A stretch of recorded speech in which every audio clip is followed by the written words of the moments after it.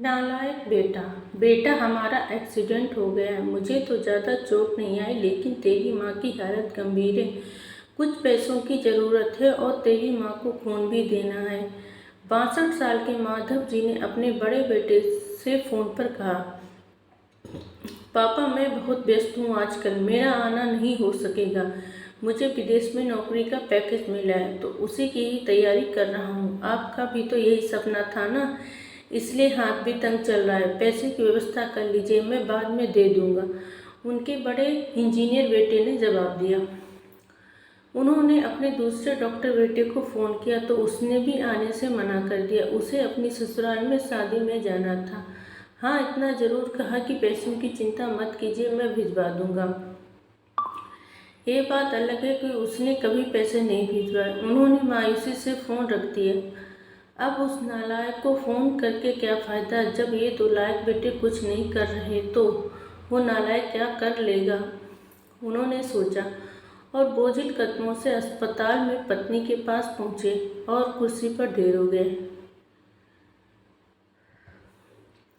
पुरानी बातें याद आने लगी। माधव राय जी स्कूल में शिक्षक थे।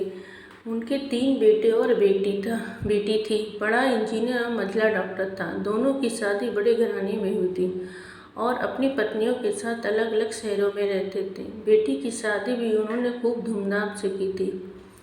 सबसे छोटा पढ़ाई में ध्यान नहीं लगा पाया था। 11वीं के बाद उसने पढ़ाई छोड़ दी और घर में ही रहने लगा। कहता था, मुझे नौकरी नहीं करनी, अपने माता पिता की सेवा करनी है। इसी बात पर मास्टर साहब उससे बहुत नाराज रहते थे। उन्होंने उसका नाम ही नालायक रख दिया था। दोनों बड़े भाई पिता के आज्ञाकारी थे, पर वह गलत बात पर उनसे भी बहस कर बैठता था। इसलिए माधव जी उसे पसंद नहीं करते थे। जब माधव जी रिटायर हुए तो जमा पूंजी कुछ भी नहीं थी। सारी बचत दोनों बच्चों की उच्च शिक्षा और बेटी की शादी में खर्च हो गई थी। शहर में एक घर, थोड़ी जमीन और गांव में थोड़ी सी जमीन थी। घर का खर्च उनकी पेंशन से चल रहा था। माधव जी को जब लगा कि छोटा सुधरने वाला नहीं तो उन्होंने बंटवारा कर दिया और उसके हिस्से की जमीन उसे देकर उसे गांव में ही रहने भेज दिया।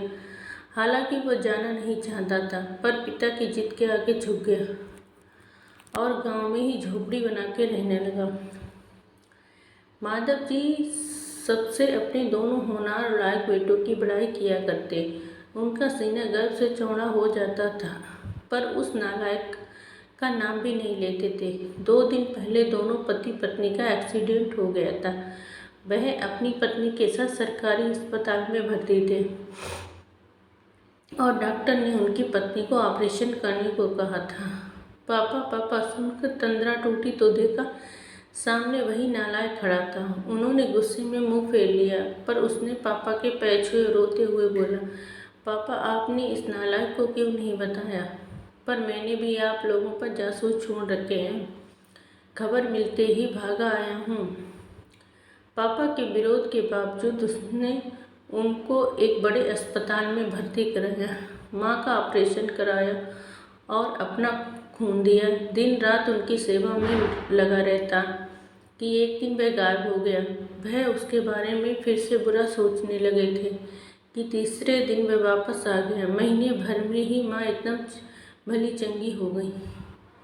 वह अस्पताल से छुट्टी लेकर उन लोगों को घर ले आया। माधव जी के पूछने पर बता दिया कि खैराती अस्पताल था, पैसे नहीं लगे हैं। घर में नौकरानी थी। वह उन लोगों को छोड़कर वापस गांव चला गया। धीरे धीरे सब कुछ समान हो गया। एक दिन यही उनके मन में आया कि उस नालायक की खबर ली जाए। दोनों जब गांव के खेत पर पहुंचे तो झोपड़ी में ताला देखकर चौंके। उनके खेत में काम कर रहे आदमी से पूछा तो उसने कहा, ये खेत अब मेरे हैं। क्या? पर ये खेत तो उन्हें बहुत आश्चर्य हुआ। हाँ, उसकी माँ की तबीयत बहुत खराब थी, उसके पास पैसे नहीं थे तो उसने अपने सारे खेत बेच दिए। वह रोजी रोटी की तलाश में दूसरे शहर चला गया है। बस ये झोपड़ी उसके पास रह गई है, ये रही उसकी चाबी, उस आदमी ने कहा। वह झोपड़ी में दाखिल हुए तो बरबस उस नालायक की याद आ गई। टेबल पर पड़ा लिफाफा खोल कर देखा तो उसमें रखा अस्पताल का 9 लाख का बिल उनको मुँह चिढ़ाने लगा। उन्होंने अपनी पत्नी से कहा, जानकी तुम्हारा बेटा नालायक तो था ही, झूठा भी निकला। अचानक उनकी आंखों से आंसू गिरने लगे और वे जोर से चिल्लाए, तू कहाँ चला गया नालायक, अपने पापा को छोड़कर एक बार वापस आ जा, मैं तुझे कहीं जाने नहीं दूंगा। उनकी पत्नी के आंसू भी बहे जा रहे थे और माधव जी को इंतजार था अपने नालायक बेटे को अपने गले लगाने का। सचमुच बहुत नालायक था वो।